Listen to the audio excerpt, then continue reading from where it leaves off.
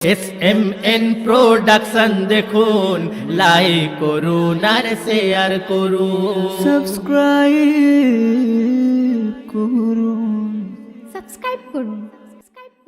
ভাই সাহেব, 6টি কাজ মানুষের সর্বনাশের কারণ।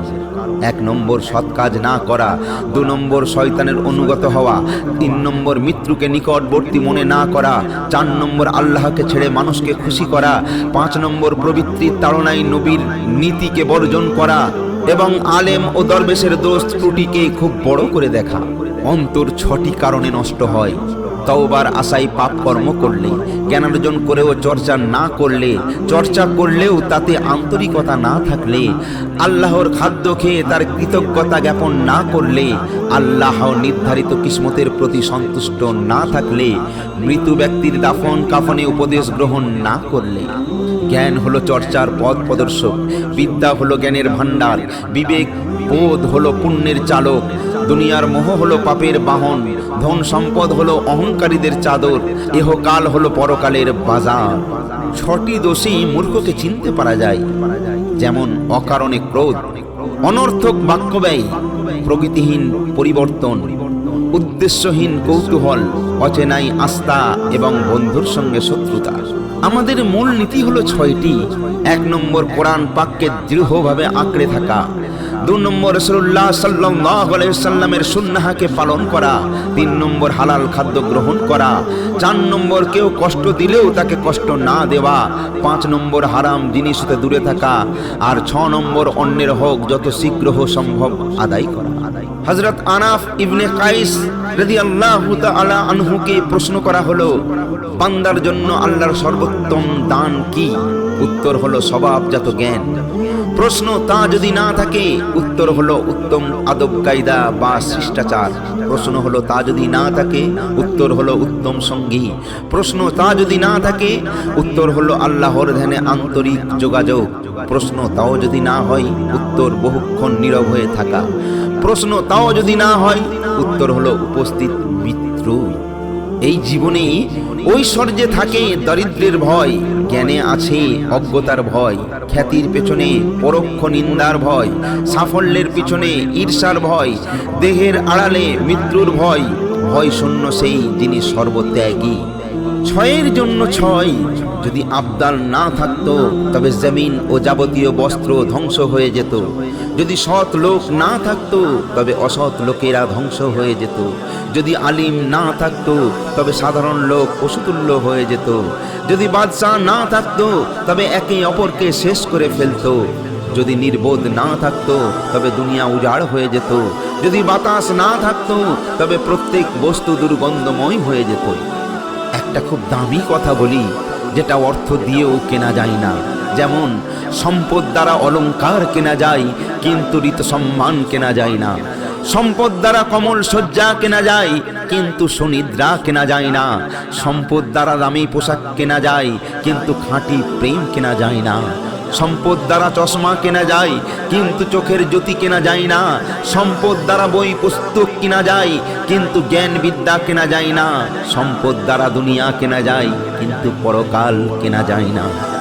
6-এর মাধ্যমে 6। উচ্চ মর্যাদার আশা করেছি, তা পেয়েছি বিনয়ের মাধ্যমে। গৌরব অর্জনের বাসনা ছিল, তা পেয়েছি দারিদ্র্যের মধ্যে। নেতৃত্ব লাভের আশা করেছি, তা পেয়েছি সত্যের ভেতরে। আভিজাত্যের ইচ্ছা ছিল, তা পেয়েছি আল্লাহ ভীতির মধ্যে। মহত্বের সন্ধান করেছি, তা পেয়েছি তুষ্টির মাধ্যমে। নির্ভরতার সন্ধান করেছি, তা পেয়েছি আল্লাহর নির্ভরতার মাধ্যমে। এটা বলেছেন হযরত ওয়াইস কারনী রাহমাতুল্লাহ আলাইহি। দেখুন, আকাশ কুসুম কল্পনা, এর মধ্যেও 6টি ভাগ আছে, 6টি শ্রেণী আছে।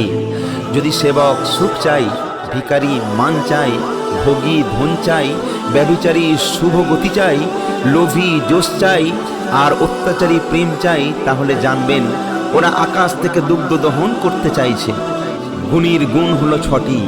বিপত্তির মুখে ধৈর্য, সম্পত্তির বিষয়ে ক্ষমা, সভাস্থলে বাকচাতুর্য, যুদ্ধক্ষেত্রে পরাক্রম, যশ খ্যাতিতে অভিরুচি, ধর্মশাস্ত্রে শ্রদ্ধা, এসব হলো মহান পুরুষের স্বাভাবিক সদ্গুণ।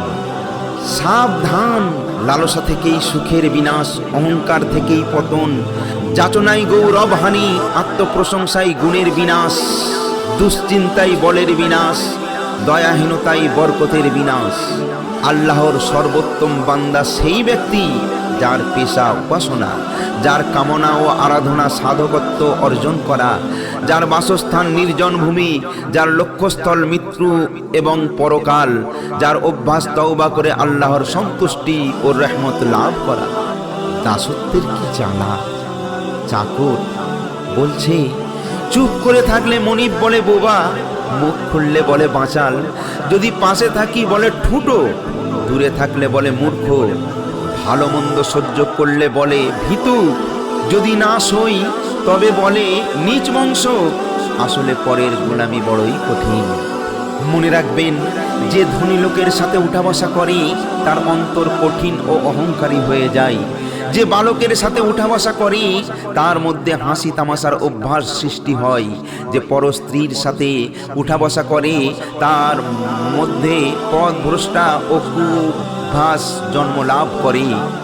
যে সত্যত্যাগীর সাথে উঠা বসা করে সে পাপ কর্মে নির্ভীক হয়ে যায় এবং তার তওবা করার শক্তি লোপ পায়। যে আলিমের সাথে উঠা বসা করে সে আল্লাহর ভীরু ও জ্ঞানী হয়। যে পুণ্যবানদের সাথে উঠা বসা করে তার মধ্যে আল্লাহর আনুগত্যের গুণ বৃদ্ধি পায়। এটা বলেছেন হযরতে আব্দুল কাদের জিলানী রাহমাতুল্লাহ আলাইহি। সত্য ও সততার লক্ষণ হলো 6টি।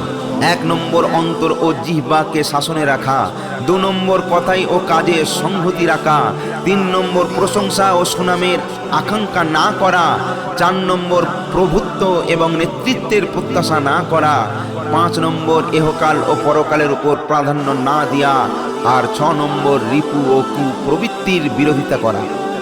6টি সময়ে 6টি কাজ করা উচিত।